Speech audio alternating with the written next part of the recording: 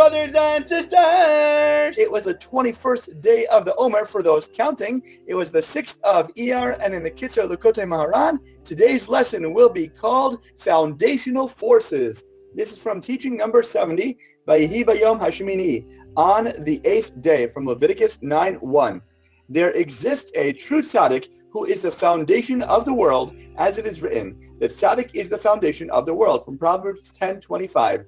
There is only one tzaddik like this in the entire world, since he is the foundation of the world from which all things emanate. Even all other tzaddikim, the righteous ones, are merely branches of him, each one according to who he is.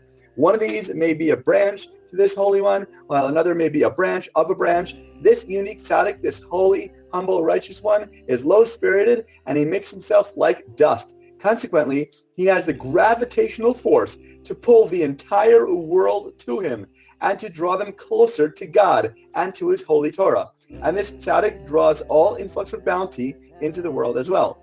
This tzaddik also corresponds to the Mishkan, or the tabernacle, which also had the gravitational force to pull godliness to the place where it stood. Similarly, this tzaddik has the gravitational force to pull godliness to the place where he is.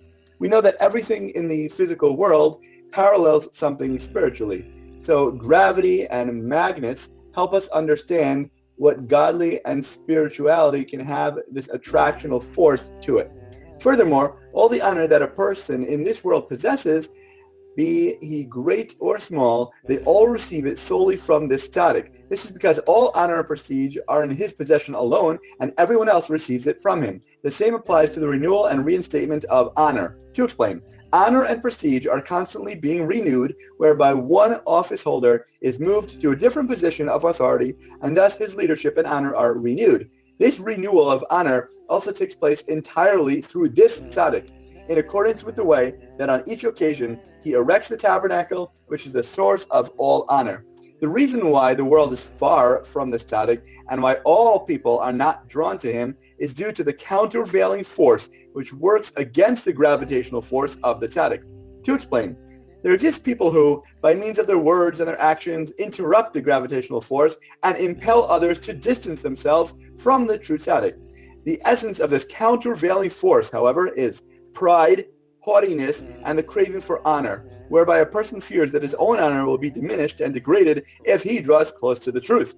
Therefore, every person who wishes to know the absolute truth must sincerely humble himself, and he should honestly remember his own true inferiority and lowliness and everything that he has gone through in his life.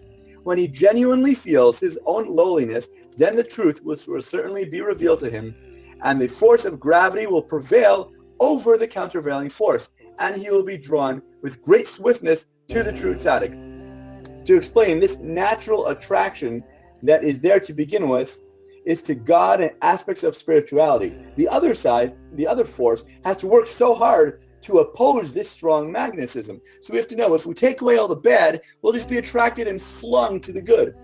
When a person gives charity to this tzaddik, who makes himself like the dust, he is blessed immediately. For such charity is like seeding the earth, in that it yields many times what it is planted. As explained and expressed in the verse, plant charity for yourselves and harvest loving kindness, from Isaiah 10:12.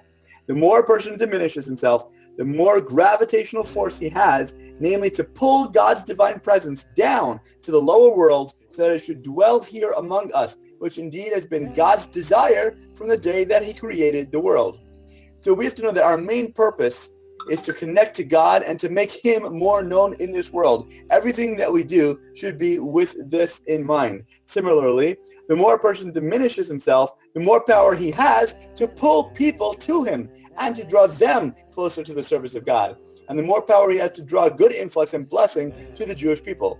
Likewise, the more he merits to be drawn to and come close to the true tzaddik. And just to finish with teaching number 71, it is extremely difficult to be a well-known religious figure, because someone who is well-known must endure suffering for the sake of the people. But there are certain people whom heaven compels nonetheless to be famous for the ultimate good.